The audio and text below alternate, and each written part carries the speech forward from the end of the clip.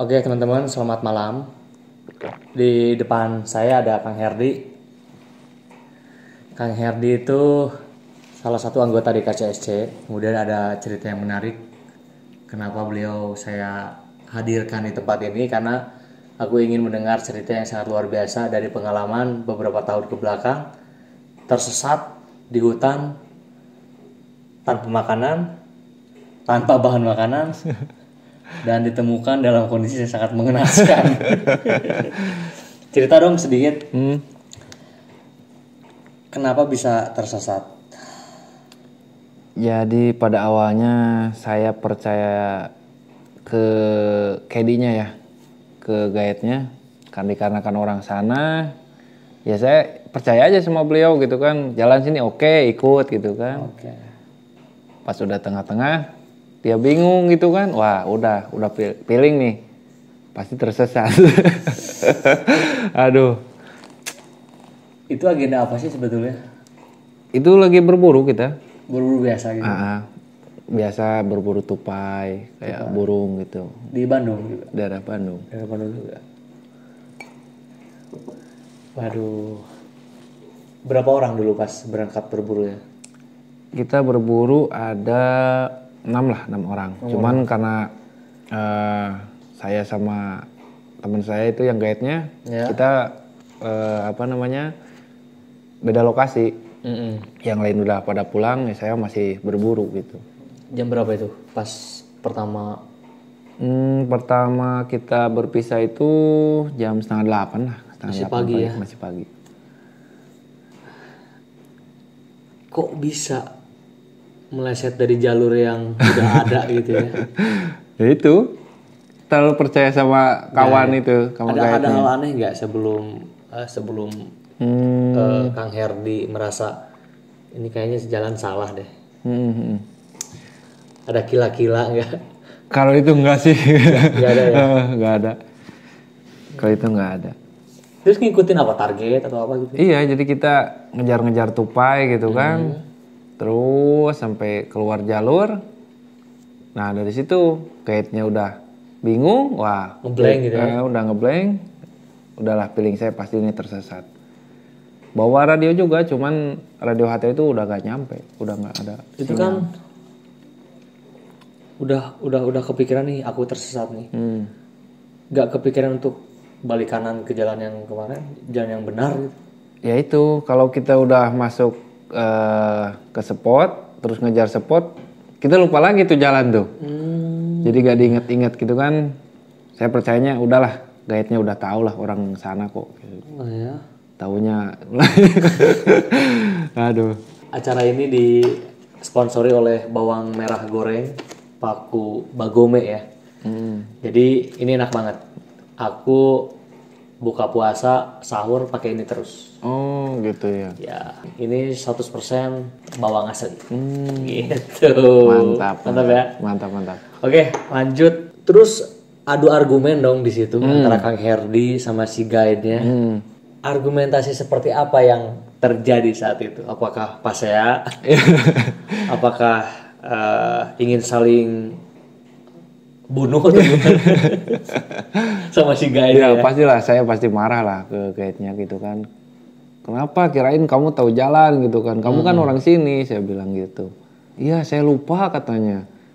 Nggak tahu jalannya, nggak tahu kemana. Aduh, udahlah, daripada saya buang-buang energi gak perlu gitu kan. Ya udah jalan aja gitu ya. Udah jalan aja lah. Nah, setelah dapat kesepakatan, oh ya udah deh jalan deh, ikutin hati nurani ya. Mau kemana? Sempat merasakan sesuatu yang aneh nggak di hutan itu sebelum berangkat? Pas itu di daerah gunung apa sih kemarin itu? Gunung Masigit kalau nggak salah. Masih Jawa Barat ya? Mungkin karena perasaan capek, lapar gitu ya. Ya pendengaran adalah kayak orang-orang, banyak orang gitu kan, suara. Wah, terdengar juga ada. Mungkin nggak tahu efek lapar, halusinasi ya? lah. Karena efek lapar atau ada gimana suara gitu. bersautan. Kayak manggil gitu. Kayak cuman ya saya nggak fokus ke situ lah, pokoknya jalan aja. Jalan aja, pengen pulang aja. Oke. Yang tadi disebutin ketika cerita kemarin kan, tanpa makanan, tanpa bahan makanan itu masa sih selama di dalam hutan ini kan ditemukannya kan sore kan, Iya. sampai Habis maghrib. masa sih nggak makan apa-apa? Saya cuman makan kalau ada tuh pohon kaliandra. Itu kan Kaliandra. Batas biasanya itu pinggir sungai. pinggir sungai. Kalau Terus nggak batas ada hutan, pohon apa namanya? Kalau orang Sunda bilang pohon yang kayak sayuran lalap itu di Iya. itu kan. Nah udah makan itu aja seharian. Oh ya? Waduh, luar biasa juga. Ya lumayan lah. Nemu jalan setapak nggak? Atau Enggak. apa yang dicari? Pokoknya kalau Petunjuknya. kita kehilangan arah gitu ya kalau di hutan, kita ngikutin alur sungai. Karena alur sungai itu ujungnya pasti ke pedesaan atau perkampungan. Iya. Meskipun jauh itu jaraknya, pasti itu ke pemukiman. Informasinya itu dapat dari mana? Dulu sih orang tua pernah bilang gitu kan. Orang tua dulu seneng berburu juga. Dan bercerita ya. Ya. Kamu kalau tersesat di hutan, udah ikutin arah air aja, arah sungai. Itu pasti nyampe ke perkampungan. Iya. Ya itulah kata-kata orang tua saya sampai saya pegang sampai kealaminnya. Luar biasa juga. Iya. Berarti ketemulah si sungai tersebut. Sungainya besar apa kecil sih? Awalnya kecil. Awalnya kecil. Kemudian terus ke bawah gitu kan, ketemu sungai lagi. Sungai itu kan tambah lebar tuh sungainya. Ya udah itu pasti ke perkampungan. Gitu. Kehidupan yang pertama ditemui, kehidupan manusia tuh di jam berapa dan siapa? Pokoknya saya pas keluar dari hutan lebat ya, bukan kebun di hutan. Itu masuk ke apa sih namanya? Kebun teh. Iya. Dari kebun teh itu sampai ke perkampungan hampir 2 jam lah jalan kaki itu. Kebun teh gitu kan. Luas banget. Luas banget. Baru nyampe ke perkampungan. Oke. Gak nemu siapapun sebelum kebun teh? Ada itu namanya apa sih? Kuncen. Saya ketemu Kuncen di sana. Ketemu Kuncen. Terus saya tanya, Pak, kalau perkampungan masih jauh? Bilangnya dekat katanya. Iya. Tinggal lurus aja Kang katanya. Udah ikutin aja nanti habis kebun teh ada perkampungan. Kirain dekat itu 1/2 jam gitu kan. Namanya orang kampung aja 2 jam jalan. Waduh, kaki udah nggak kuat itu. Aku sering mengalami itu. Berarti dari jam 8 finish, taruh aja finish ya. Karena bukan lomba juga jadi sebetulnya. Sampai jam 6. Jam berapa? Sampai ke perkampungan itu habis maghrib lah. Habis maghrib. Jadi jam 8 sampai jam taruh jam 7 ya. Iya. Berapa jam berarti? 11 jam. Ya, 11 sampai 11 jam lah. Gila. 11 jam tanpa makanan yang membangkitkan energi. Itu kita nggak berhenti ya, berhenti paling 5 menit itu untuk istirahat. Karena kita ngejar waktu ya. Soalnya takut malam di jalan. Terus kalau hujan, kabut itu susah kita. Jarak pandang mungkin terbatas ya. Oke, Kang Herdi.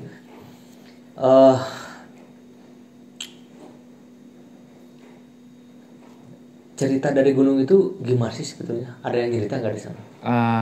Ada. Jadi pas kita sampai ke daerah nama kampungnya itu Cibeber, Cililin lah. Oh, berarti masih Bandung ya? Iya, masih Bandung. Bandung Barat ya? Iya. Emang gunung sana emang terkenal angker. Iya. Kemudian warga sana juga bilang ada orang sana udah 2 minggu belum pulang di gunung itu. Pas Kang Herdi ditemukan? Iya. Dia belum ketemu? Iya. Udah 2 minggu katanya orang sini juga belum ketemu katanya di gunung situ. Terus si warga bilang minimal kalau hilang di gunung itu 2 hari atau 3 hari. Baru ketemu? Oh, itu seminggu? Itu 2 minggu. 2 minggu ya? 2 minggu belum ketemu. Waduh, kita doakan aja. Tapi nggak ketemu sampai sekarang? Nggak tahu tuh sekarang. Udah mudah-mudahan ketemu. Mudah-mudahan udah ketemu. Kalau misalkan nggak ketemu juga kita doakan mudah-mudahan. Amin. Husnul khotimah ya. Ya. Oke. Sebetulnya ini bisa jadi pelajaran juga untuk teman-teman di rumah. Bahwa yang namanya hutan itu kita nggak bisa sembarangan masukin. Terus kita juga harus dibekali dengan pengetahuan seperti Kang Herdi. Mungkin alhamdulillahnya diceritain sama orang tua dulu. Iya. Kalau tersesat tuh harus cari di mana air mengalir ya. Iya. Jadi itu pasti menandakan air itu akan menuju ke pemukiman. Itu satu tips juga untuk teman-teman. Tapi mudah-mudahan teman-teman gak ada yang tersesat ya. Iya. Dan yang kedua harus betul-betul memilih guide yang tepat. Jadi kalau guide-nya masih terbilang baru, nah itu juga agak lumayan repot juga. Tapi kalau misalkan memang udah jalannya kita harus tersesat ya, mau gak mau kita juga harus apa ya, harus survive ya. Yang intinya mungkin mendengar cerita Kang Herdi, emosi di situ akan, kemudian kecewa, terus apa ya, bingung, linglung dan sebagainya itu kan bercampur. Dan biasanya hal-hal yang seperti itu yang mengakibatkan kita lebih parah di dalam hutan. Dan mungkin mindsetnya Kang Herdi di situ mungkin tetap tenang ya. Iya. Pokoknya jangan panik lah. Jangan panik, karena sekalinya panik itu yang sangat berbahaya. Iya. Ketika panik kita pemikirannya juga aneh ya. Iya. Nggak akan berpikir untuk cari jalan dan sebagainya. Terus menemukan target apa aja, bawa senapan kan ini? Bawa. Peluru banyak Senapan, peluru ada sama golok udah. Golok. Bawa bensin untuk nyalakan api? Ada bawa. Ada. Tapi nggak menemukan target untuk bisa dimakan gitu, daging gitu. Nggak ada. Gelap pokoknya udah masuk ke hutan itu. Yuk, betul hutan beneran ya? Iya. Jadi Hutan rimba lah. Bukan semak-semak biasa bukan? Itu hutan rimba. Hutan rimba, waduh. Luar biasa juga. Orang yang pertama dihubungi setelah ketemu di pemukiman siapa? Itu kan kita bawa handphone, baterainya tuh udah tinggal 10%. Ya. Udah nggak ada sinyal pokoknya. Itu pas jam berapa tuh kira-kira? Siang? Itu pas siang lah. Kalau ini jam satuan lah, jam satuan. Jam satuan. Dimatikan lah itu. Handphone dimatikan karena buat apa dinyalain juga kan? Udah nggak ada sinyal. Gak ada sinyal ya. Bawa HT udah nggak masuk. Ya. Udahlah saya irit aja itu baterainya kan, buat nanti ketemu pemukiman baru dinyalakan. Nah pas udah ketemu pemukiman baru dinyalakan, udah yang pertama telepon itu kawan. Oh, temen yang ikut berburu, tapi nggak tersesat ya? Iya nggak, dia udah sampai ke pemukiman. Saya langsung telepon, Sherlock udah minta jemput. Datang langsung. Jam berapa dia datang? Habis maghrib. Cepat juga ya? Jam pas saya itu ngasih lokasi itu pas udah ngelihat pemukiman, buru-buru langsung handphone dinyalakan. Langsung Sherlock suruh jemput saya. Berarti jarak dari start sampai ke pemukiman itu kan kalau jalan kaki kan 11 jam. Tapi kalau misalkan dia ditempuh sama kendaraan roda 2 mungkin. Karena jadi gini, kalau kita kan tersesat lewat bukit. Ya. Oh jadi nggak rata dia. Iya. Makanya terus kalau lewat motor dia paling 40 menit lah. Sampai itu 40 menit baru nyampe. Dan pasti kencang ya. Oh iya benar. Kalau misalkan kita ngikutin arus air kan nggak lurus. Iya. Dia berbelok terus. Gitu. Iya. Terus itu yang bikin malunya itu saya dicari satu kampung. Aduh. Kampung situ. Iya. Waduh, berarti udah dikasih iya, info masyarakat udah kasih info. Soalnya udah lewat asar, belum pulang, udah hilang pasti. Gitu. Berarti pencarian disebar itu. Langsung menyebar warga. Nah, pas saya ketemu udah di perkampungan itu kan. Telepon 10 motor gitu kan. Aduh, yang jemput itu bukan satu motor. Aduh. Ya itu malu juga saya. Gak bisa dipungkiri yang namanya hutan. Apakah itu halusinasi atau sesuatu yang sifatnya kasat mata ya? Iya, pastilah kalau aku berpikir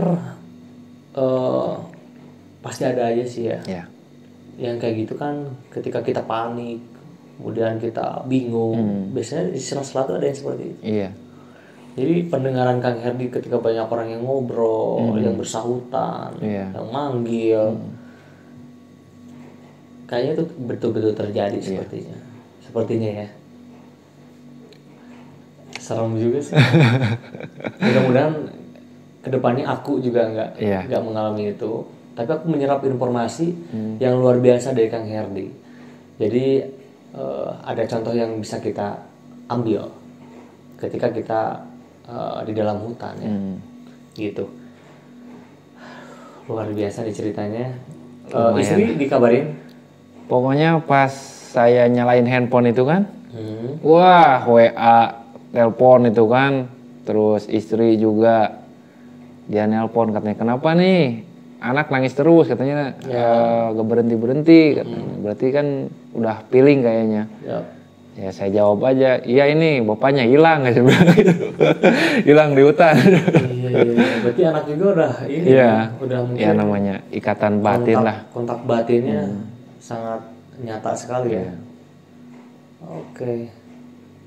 Kemudian dibawa ke Bandung, pulang.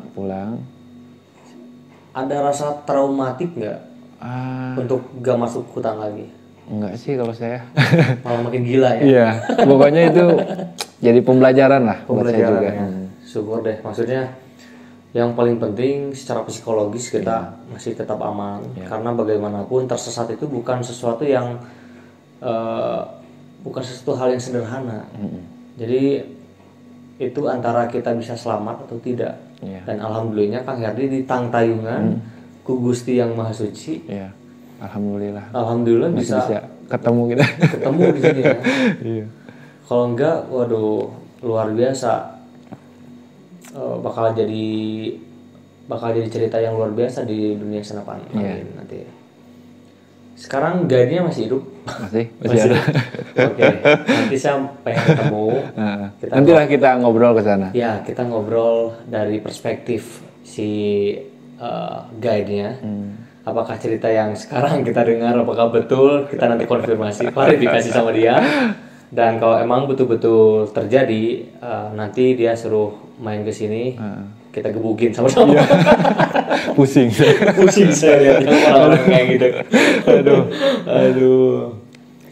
Berarti pulang ke Bandung terus nyerita ke orang tua mungkin ya? Iya, cerita juga. Terus gimana teman-teman gitu kan? Tanggapannya gimana? Kaget juga? Iya, kaget juga. Soalnya seumur-umur saya hobi berburu ke hutan gitu ya. Baru pertama kali itu di Ciwidey Sembilan. Oke. Waduh, kalau aku boleh berkomentar sih, kedepannya mungkin lebih dipersiapkan lagi ke dalam hutan tuh minimal roti lah ya. Jangan pengen survival banget kalau misalkan ya kita juga jangan pengen mati konyol dengan tanpa bawa perbekalan dan lain-lain kan, meskipun nggak tersesat juga kan mesti makan kan. 11 jam manusia tanpa makan ya, kalau puasa kan jelas kita dipersiapkan untuk gak makan kan, tapi kalau berburu kan nggak ada persiapan juga. Gitu. Terus kita harus juga pilih-pilih pohon lah yang mana yang bisa dikonsumsi sama yang harus kita harus tahu kayak pakis, popohan, terus kaliandra, tapi jangan makan ganola ya. Ada temen namanya Charmin, nanti aku podcast juga sama dia. Ini orangnya agak lumayan selengean sama tengil ya. Jadi dia saya ajak berburu malam.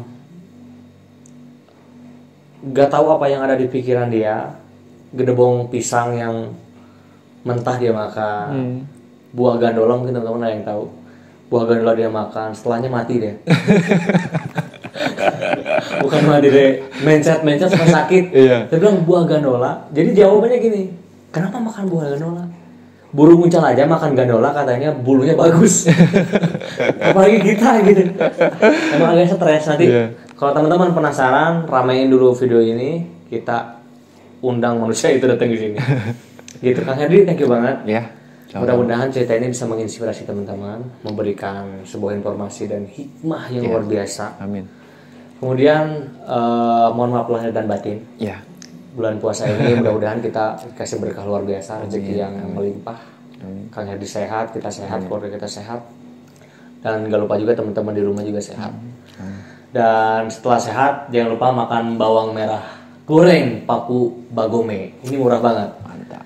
Ini seperempat kilonya cuman di kisaran 85.000 ya. Ini asli original bawang merah, jadi nggak ada campur-campur. Oke, Kang Hedi, thank you banget. Siap. Udah mengisi waktu luang di podcast Wild Hunter tentang bagaimana Anda tersesat di hutan. Oke, teman-teman, see you next time. Kita akan kembali di cerita-cerita yang luar biasa tentang senapan angin. Not wild, not hunter. Boom.